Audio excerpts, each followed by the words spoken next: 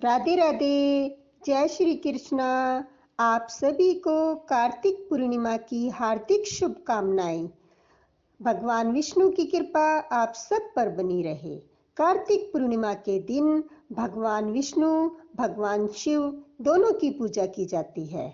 इस दिन गुरु नानक देव जी का जन्म हुआ था, इसलिए इस पूर्णिमा को गुरु पर्व भी कहा जाता है। इस दिन गंगा स्नान, दीपदान, अन्न दान आदि का विशेष महत्व है। कार्तिक पूर्णिमा को देव दीपावली भी मनाई जाती है, क्योंकि इस दिन भगवान शिव ने त्रिपुर नामक राक्षस का वध किया था। कार्तिक पूर्णिमा के दिन गंगा स्नान करना चाहिए। अगर यह संभव न हो तो हमें अपने नहाने के पानी में गंगा जल अवश्य मिलाना चाहिए। इससे अक्षय पुण्य की प्राप्ति होती है और पाप मिटते हैं और मोक्ष भी प्राप्त होता है। कार्तिक पूर्णिमा के दिन व्रत रखकर भगवान शिव, सत्यनारायण भगवान, चंद्रमा और माता लक्ष्मी की पूजा की जाती है। पूजा के समय कार्तिक पूर्णिमा व्रत कथा पढ़ते हैं। आइए मैं आपको एक पौराणिक कथा सुनाती हूँ। भगवान शिव के बड़े पुत्र कार्तिकेय जी ने तारकासुर राक्षस का वध करके देवताओं को उनके भय से मुक्ति दिलाई थी। लेकिन तारकासुर के वध से उनके तीनों बेटे तारक्ष, कमला और विदुनमाली बेहद दुखी और देवताओं के प्रति आक्रोशित थे। तारकासुर के बेटों ने देवताओं से बदला लेने के लिए ब्रह्मा जी की उपासना आरंभ कर दी। उन तीनों ने अपने कठिन तप से ब्रह्मदेव को प्रसन्न कर दिया और अमरता का वरदान मांगा। ब्रह्मदेव ने कहा कि यह वरदान नहीं दे सकते, कोई और वरदान मांग लो। तब तीनों भाइयों ने कहा, हमारे लिए अलग अलग नगर बसा दो, जिसमें रहकर पृथ्वी आकाश सब भ्रमण कर सके। 1000 साल बाद जब तीनों भाइयों मिले तो तीनों नगर मिलकर एक हो जाए। जो देव एक ही बाण से इन तीनों नगरों को नष्ट कर दे, उनके हाथों ही हमें मृत्यु प्राप्त हो। ब्रह्मदेव जी ने उनको यह वरदान दे दिया। वरदान के प्रभाव से तीनों नगरों का निर्माण हो गया। तारक्ष के लिए सोने, कमला के लिए चांदी और विंदुवाली के लिए लोहे का नगर बना था। उन तीनों भाइयों ने तीनों लोकों पर अधिकार कर लिया।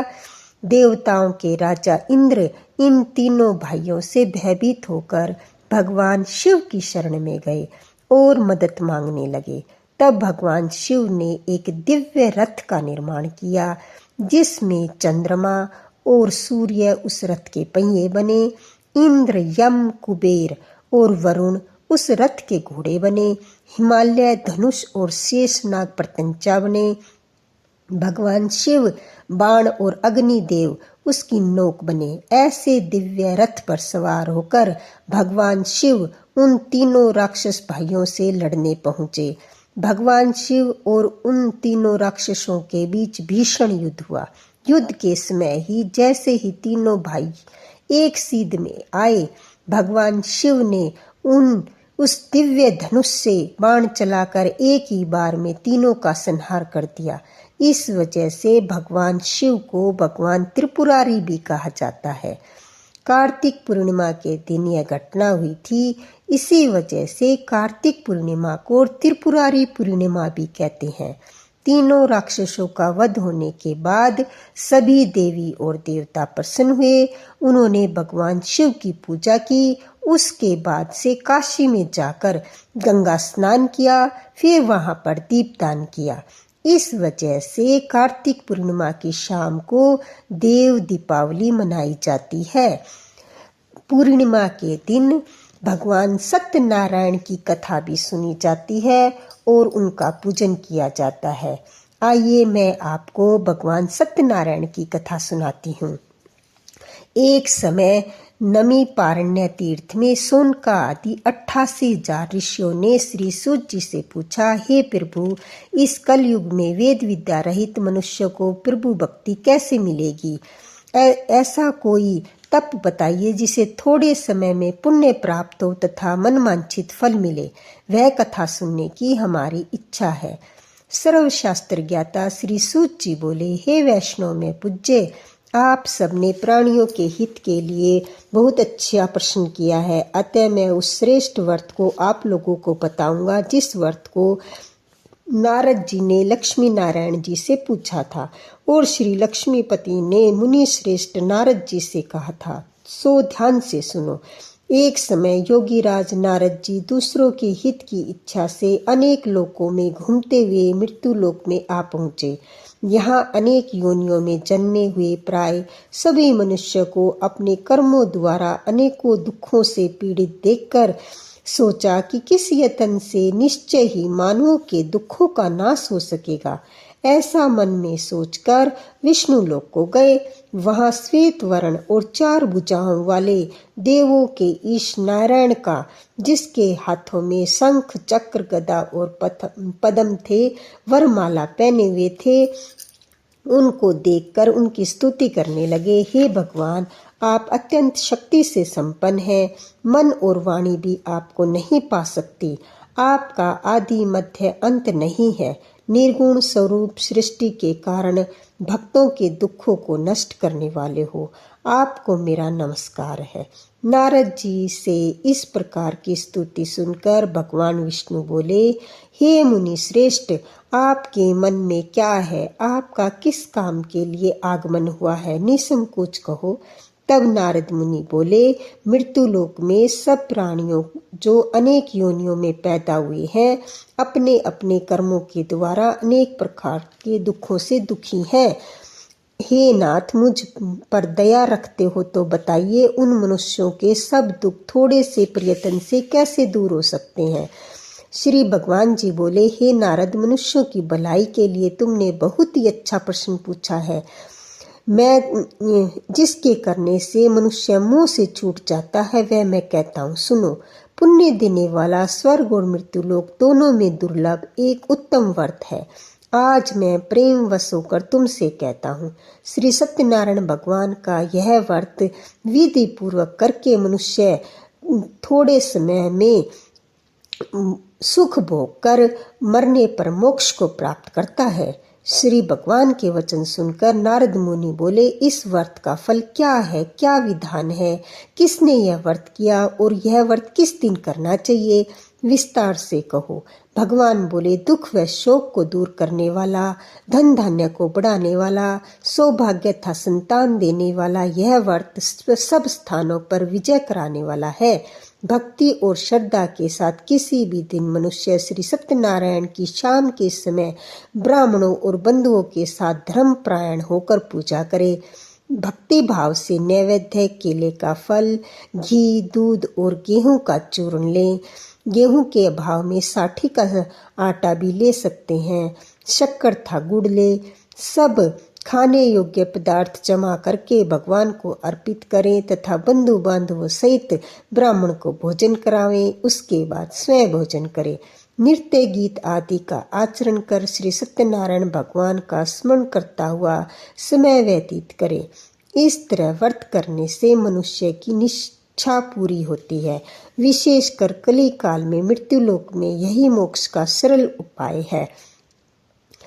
श्रीमन्नारायण नारायण नारायण, भजमन नारायण नारायण नारायण। श्री सत्यनारायण भगवान की जय। दूसरा अध्याय। सूत जी बोले, हे ऋषियों, जिसने पहले समय में इस व्रत को किया उसका इतिहास कहता हूँ, सुनो। सुंदर काशीपुरी नगर में एक अत्यंत निर्धन ब्राह्मण रहता था। वह भूख प्यास से बेचैन हुआ नित्य पृथ्वी पर घूमता था। ब्राह्मणों से प्रेम करने वाले भगवान ने ब्राह्मण का रूप धारण करके उसके पास जाकर पूछा, हे विप्र, नित्य पृथ्वी पर क्यों घूमते हो? दीन ब्राह्मण बोला, मैं निर्धन ब्राह्मण हूँ, भिक्षा के लिए पृथ्वी पर फिरता हूँ। हे भगवान, यदि आप इसका कोई उपाय जानते हैं तो कृपा करके कहो। बूढ़ा ब्राह्मण बोला, सत्यनारायण भगवान मनवांछित फल देने वाले हैं, इसीलिए हे ब्राह्मण, तू उसका पूजन कर जिसके करने से मनुष्य दुखों से मुक्त हो जाता है। ब्राह्मण को व्रत का सारा विधान बतलाकर बूढ़े ब्राह्मण का रूप धारण करने वाले श्री सत्यनारायण भगवान अंतर्ध्यान हो गए। जिस व्रत को वृद्ध ब्राह्मण ने बतलाया मैं उसको करूँगा, यह निश्चय करके उस रात उसे नींद नहीं आई। वह सवेरे उठकर सत्यनारायण भगवान के व्रत का निश्चय कर भिक्षा के लिए चला। उस दिन उसको भिक्षा में बहुत सा धन मिला, जिससे बंधु बांधवों के साथ उसने श्री सत्यनारायण भगवान का व्रत किया। इसके करने से वह सब दुखों से छूटकर अंत में मोक्ष को प्राप्त हुआ। इस तरह सत्यनारायण भगवान का व्रत जो करेगा वह सब पापों से छूटकर मोक्ष को प्राप्त होगा। आगे जो पृथ्वी पर श्री सत्यनारायण भगवान का व्रत करेगा वह सब दुखों से छूट जाएगा। इस तरह नारद जी से नारायण जी का कहा हुआ यह व्रत मैंने तुमसे कहा। हे विप्रो, और मैं क्या कहूँ? ऋषि बोले, हे मुनीश्वर, संसार में उस विप्र से सुनकर किस किस ने इस व्रत को किया, यह हम सब सुनना चाहते हैं। इसके लिए हमारे मन में श्रद्धा है। सूत जी बोले, हे ऋषियों, जिस जिसने इस व्रत को किया वह सब सुनो। एक समय वह विप्र धन और ऐश्वर्य के अनुसार बंधु बांधवों के साथ व्रत करने को तैयार हुआ। उसी समय एक लकड़ी बेचने वाला बूढ़ा आदमी आया और बाहर लकड़ियों को रखकर उसके मकान में गया। प्यास से दुखी लकड़हारा उनको व्रत करते देखकर विप्र को नमस्कार कर कहने लगा, आप यह क्या कर रहे हैं और इसके करने से क्या फल मिलता है? कृपया मुझे भी बताओ। ब्राह्मण बोला, सब मनोकामनाओं को पूर्ण करने वाला यह श्री सत्यनारायण भगवान का व्रत है। इसी की कृपा से मेरे यहाँ धन धान्य की वृद्धि हुई है। विप्र से इस व्रत के बारे में जानकर लकड़हारा बहुत प्रसन्न हुआ। चरणामृत ले और प्रसाद खाने के बाद अपने घर गया। लकड़हारे ने अपने मन में इस व्रत का संकल्प किया कि आज गांव में लकड़ी बेचने से जो धन मिलेगा उसी से श्री सत्यनारायण भगवान का उत्तम व्रत करूंगा। यह मन में विचार कर वह बूढ़ा आदमी लकड़हारा अपने लकड़ियां अपने सिर पर रखकर जिस नगर में धनवान लोग रहते थे वहां गया। उस रोज उसे लकड़ियों के दाम पहले से चौगुने मिले। वह बूढ़ा लकड़हारा खुश होकर प्रसन्न होकर पके केले की फली, शक्कर, घी, दूध, दही और गेहूं का आटा आदि लाकर सत्यनारायण भगवान के व्रत की कुल सामग्री लेकर अपने घर गया। फिर अपने भाई बंधुओं को बुलाकर विधि के साथ भगवान जी का पूजन और व्रत किया।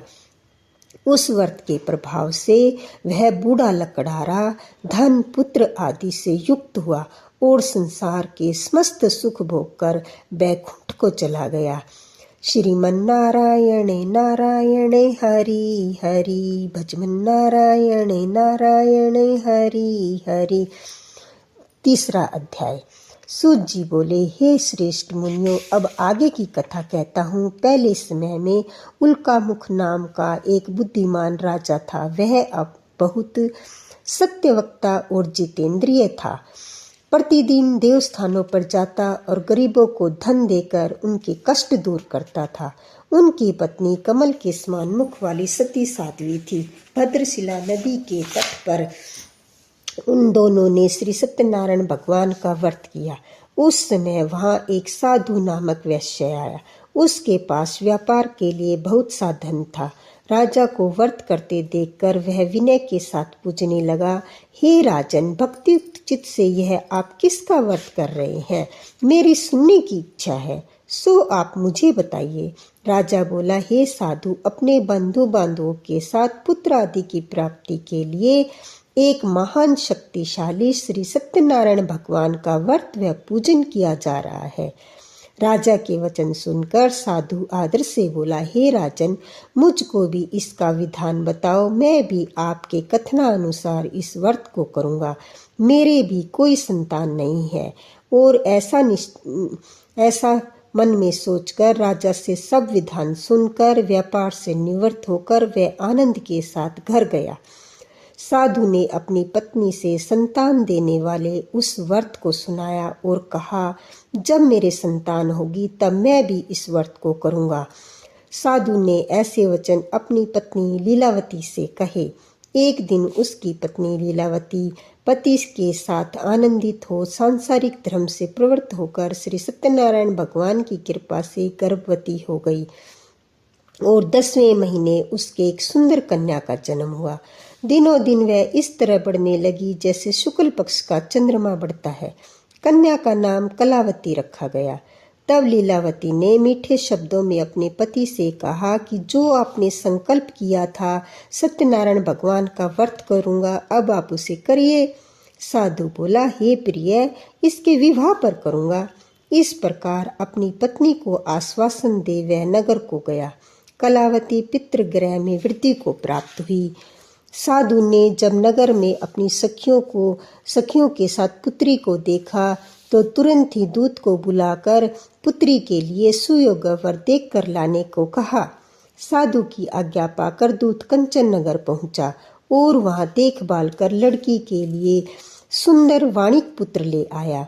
उस सुयोग्य लड़के को देखकर साधु ने अपने बंधु बांधवों सहित प्रसन्नचित्त अपनी पुत्री का विवाह उसके साथ कर दिया।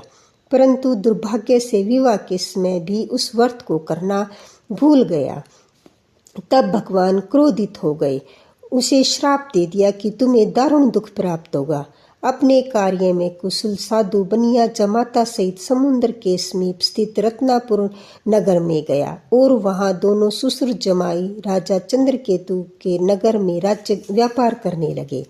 एक बार भगवान श्री सत्यनारायण की माया से प्रेरित कोई चोर राजा का धन चुराकर भागा जा रहा था, किंतु राजा के दूतों को आता देखकर चोर ने घबराकर राजा का धन वहीं चुपचाप ससुर जमाई की नाव में छुपा दिया। जब दूतों ने उस वैश्य के पास राजा के धन को देखा तो उन दोनों को पकड़कर राजा के समीप आ गए और बोले, हम ये 2 चोर पकड़ कर लाए हैं। तब राजा ने उनकी बात सुने बिना ही उन्हें कारागार में डालने की आज्ञा दे दी और उनका धन भी छीन लिया। श्री सत्यनारायण भगवान के श्राप द्वारा उसकी पत्नी भी घर पर बहुत दुखी हुई और उसके घर में जो धन रखा था उसे चोर चुरा ले गए। सांसारिक व मानसिक पीड़ा तथा भूख प्यास से दुखी हो अन्न की चिंता में कलावती एक ब्राह्मण के घर गई। वहां उसने श्री सत्यनारायण भगवान का व्रत होते हुए देखा। फिर कथा सुनी तथा प्रसाद ग्रहण कर रात को घर आई। माता ने कलावती से कहा, हे पुत्री, तू अब तक कहाँ रही? तेरे मन में क्या है? कलावती बोली, हे माता, मैंने ब्राह्मण के घर श्री सत्यनारायण भगवान का व्रत होते देखा। कन्या के वचन सुनकर लीलावती ने भगवान के पूजन की तैयारी करने लगी। लीलावती ने अपने परिवार और बंधु बांधवों सहित श्री सत्यनारायण भगवान का पूजन किया और वर मांगा, मेरे पति और दामाद शीघ्र आ जाएं। साथ ही प्रार्थना की, हम सबको का अपराध क्षमा करो। श्री सत्यनारायण भगवान इस व्रत से संतुष्ट हो गए और राजा चंद्रकेतु को सौपन में दर्शन देकर कहा, हे राजन, दोनों वैश्यों को प्रातः ही छोड़ दो और उनका सारा धन जो तुमने लिया है उसे वापस दे दो, नहीं तो तुम्हारा धन, राज्य, पुत्र आदि नष्ट कर दूंगा। राजा से ऐसा कहकर भगवान अंतर्ध्यान हो गए। प्रातःकाल राजा चंद्रकेतु ने सभा में अपना सौपन सुनाया। फिर दोनों वाणिक पुत्रों को कैद से मुक्त कर सभा में बुलाया। दोनों ने आते ही राजा को नमस्कार किया। राजा मीठे वचनों से बोला, हे महानुभाव, भाग्यवश ऐसा कठिन दुख तुम्हें प्राप्त हुआ, अब तुम्हें कोई भय नहीं है। ऐसा कहकर राजा ने उनको नए नए वस्त्राभूषण पहनाए तथा उनका जितना भी धन लिया था उससे दुगना धन देकर आदर के साथ विदा किया। दोनों वैसे अपने घर को चल दिए। श्रीमन्नारायण नारायण हरि हरि, बचमन्नारायण नारायण नारायण। चौथा अध्याय। सूत जी बोले, वैश्य ने मंगलाचार करके यात्रा आरंभ की और अपने नगर को चल दिए। थोड़ी दूर निकलने पर दंडी वेशधारी श्री सत्यनारायण जी से उन्होंने पूछा, हे साधु, तेरी नाव में क्या है? अभिमानिक वाणिक हंसता हुआ बोला, हे दंडी, क्या आप क्यों पूछ रहे हो? क्या धन लेने की इच्छा है? मेरी नाव में तो बेल पत्ते भरे हैं। वैश्य का ऐसा कठोर वचन सुनकर भगवान ने कहा, तुम्हारा वचन सत्य हो। दंडी ऐसा कहकर वहां से दूर चले गए और कुछ दूर जाकर समुद्र के किनारे बैठ गए। दंडी के जाने के बाद वैश्य ने नित्य क्रिया करने के बाद नाव को ऊंची उठी देखकर अचंभा किया था। नाव में बेल पत्ते आदि देखकर मूर्छित हो जमीन पर गिर पड़ा। फिर मूर्छा खुलने पर अत्यंत शोक प्रकट करने लगा। तब दामाद बोला, आप शोक न करें, ये दंडी जी का श्राप है, तो उनकी शरण में चलना चाहिए, तभी हमारी मनोकामना पूरी होगी। दामाद के वचन सुनकर दंडी के पास गए और अत्यंत भक्ति भाव से नमस्कार करके बोला, मैंने जो आपसे असत्य वचन कहे थे उनको क्षमा करो। ऐसा कहकर वह रोने लगा। तब दंडी भगवान बोले, हे वाणिक पुत्र, मेरी आज्ञा से बार बार तुम्हें दुख प्राप्त हुआ है, तू मेरी पूजा से विमुख हुआ है। साधु बोला, हे भगवान, आपकी माया से ब्रह्मा आदि देवता भी आपके रूप को नहीं जानते, तब मैं अज्ञानी कैसे जान सकता हूँ। आप प्रसन्न होइए, मैं अपनी सामर्थ्य के अनुसार आपकी पूजा करूँगा। मेरी रक्षा करो और पहले के समान नौका में धन भर दो। उनके भक्तियुक्त वचन सुनकर भगवान प्रसन्न हो उनकी इच्छानुसार वर देकर अंतर ध्यान हो गए। तब उन्होंने नाव पर आकर देखा तो नाव धन से परिपूर्ण है। फिर वह श्री सत्यनारायण भगवान का पूजन कर साथियों सहित अपने नगर को चला। जब वह अपने नगर के निकट पहुंचा तो एक दूत को घर भेजा। दूत ने साधु के घर जाकर उसकी पत्नी को नमस्कार कर कहा कि साधु अपने दामाद सहित नगर के समीप आ गए हैं। ऐसा सुन साधु की पत्नी ने बड़े खुशी खुशी सत्यनारायण भगवान का पूजन कर पुत्री से कहा, मैं अपने पति के दर्शन के लिए जा रही हूँ, तू भी शीघ्र आ जाना। माता के वचन सुनकर कलावती प्रसाद छोड़कर जल्दी से पति के पास गई। प्रसाद की अवज्ञा के कारण श्री सत्यनारायण भगवान रुष्ट हो गए। उसके पति को नाव सहित पानी में डुबो दिया। कलावती अपने पति को न देखकर रोती हुई जमीन पर गिर गई। इस तरह नौका को डूबा हुआ था कन्या को रोता हुआ देखकर साधु दुखी होकर बोला, हे प्रभु, मुझसे या मेरे परिवार से जो भूल हुई है उसे क्षमा करो। उनके दीन वचन सुनकर श्री सत्यनारायण भगवान प्रसन्न हो गए और आकाशवाणी हुई कि हे साधु, तेरी कन्या प्रसाद छोड़कर आई है, इसलिए उसका पति अदृश्य हुआ है। यदि वह घर जाकर प्रसाद खाकर लौटे तो इसे पति अवश्य मिलेगा। आकाशवाणी सुनकर कलावती ने घर पहुंचकर प्रसाद खाया, फिर पति के दर्शन किए। तत्पश्चात साधु ने बंधु बांधवों सहित श्री सत्यनारायण भगवान का विधि पूर्वक पूजन किया। इस लोक में सुख भोग कर अंत में स्वर्ग लोक को गया। श्रीमन नारायण नारायण हरि हरि। 5वां अध्याय। सूत जी बोले, हे ऋषियों, मैं एक और भी कथा कहता हूँ, सुनो। प्रजापाल में लीन तुग्धवज नाम का एक राजा था। उसने भी भगवान का प्रसाद त्याग कर बहुत दुख पाया। एक समय वन में जाकर वन्य पशुओं को मारकर बड़ के पेड़ के नीचे आया। वहां उसने ग्वालों को भक्ति भाव से पूजन श्री सत्यनारायण का पूजन करते देखा। राजा देखकर भी अभिमानवश वहां न गया और न नमस्कार किया। जब ग्वालों ने श्री भगवान का प्रसाद उसके सामने रखा तो वह प्रसाद त्याग कर अपनी नगरी को चला गया। वहां पहुंचकर उसने अपना सब कुछ नष्ट पाया। तब वह जान गया कि यह सब भगवान ने किया है। तब वह विश्वास कर ग्वालों के पास गया और विधि पूर्वक प्रसाद खाया तो सत्यनारायण भगवान की कृपा से सब कुछ पहले जैसा हो गया। फिर दीर्घ काल तक सुख भोग कर मृत्यु पर स्वर्ग लोक गया। जो मनुष्य इस परम दुर्लभ व्रत को करेगा, भगवान की कृपा से उसे धन धान्य की प्राप्ति होगी और निर्धन धनी बंधन से मुक्त होकर निर्भय हो जाता है। संतानहीनों को संतान प्राप्ति होती है तथा सब मनोरथ पूर्ण होकर अंत में वैकुंठ धाम को जाता है। जिन्होंने पहले इस व्रत को किया, अब उसके दूसरे जन्म की कथा कहता हूँ। वृद्धस्तानंद ब्राह्मण ने सुदामा का जन्म लेकर मोक्ष को पाया। लकड़हारे ने अगले जन्म में निषाद बनकर मोक्ष प्राप्त किया।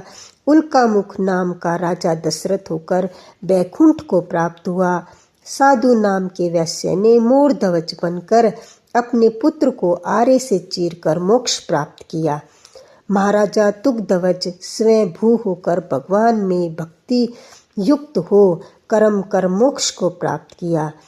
यह सत्यनारायण कथावर्त कथा समाप्त हुई। श्रीमन्नारायण नारायण हरि हरि भजमन नारायण नारायण हरि हरि। श्री सत्यनारायण भगवान की जय। लक्ष्मी माता की जय। विष्णु भगवान की जय। आइए आरती करते हैं। ओम जय लक्ष्मी रमणा स्वामी जय लक्ष्मी रमणा सत्यनारायण स्वामी जन पातक हरणा। ओम जय लक्ष्मी रमणा रतन जड़ित सिंहासन अद्भुत छवि राजे नारद करत निरंजन घंटा ध्वनि बाजे। ओम जय लक्ष्मी रमणा प्रकट भये कलि कारण द्विज को दर्श दियो बूढ़ो ब्राह्मण बन कर कंचन महल कियो। ओम जय लक्ष्मी रमणा दुर्लभ भील कठारो जिन पर कृपा करी चंद्रचूड़ एक राजा तिनकी विपत्ति हरि। ओम जय लक्ष्मी रमणा वैश्य मनोरथ पायो श्रद्धा तज दीनी सो फल भोग प्रभु जी फिर स्तुति कीनी। ओम जय लक्ष्मी रमणा भक्ति भाव के कारण छिन छिन रूप धरो श्रद्धा धारण कीनी तिनके काज सरयो।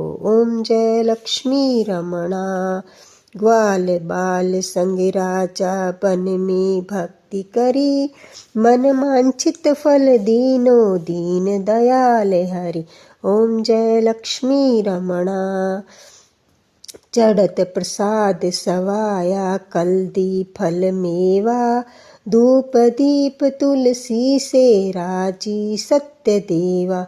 ओम जय लक्ष्मी रमणा श्री सत्यनारायण स्वामी जी की आरती जो कोई नर गावे कहत शिवानंद स्वामी मन वांछित फल पावे। ओम जय लक्ष्मी रमणा स्वामी जय लक्ष्मी रमणा। बोलो विष्णु भगवान की जय। सत्यनारायण भगवान की जय। लक्ष्मी माता की जय।